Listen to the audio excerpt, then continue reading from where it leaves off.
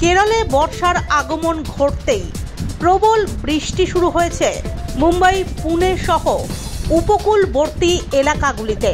সোমবার সকাল থেকেই প্রবল বৃষ্টিতে বিপর্যস্ত মুম্বাইয়ের সাধারণ জনজীবন।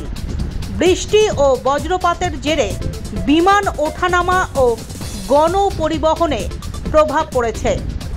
মৌসুম ভবন জানিয়েছে, আগামী 3 থেকে 4 ঘন্টা আরও বেশি বৃষ্টি হবে মুম্বাইয়ের বেশ কিছু এলাকায়।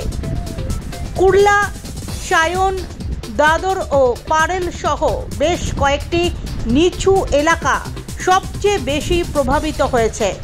এদিকে প্রবল বৃষ্টির জেরে সকাল থেকেই দৃশ্যমানতা কম থাকায় গণপরিবহনে প্রভাব পড়েছে।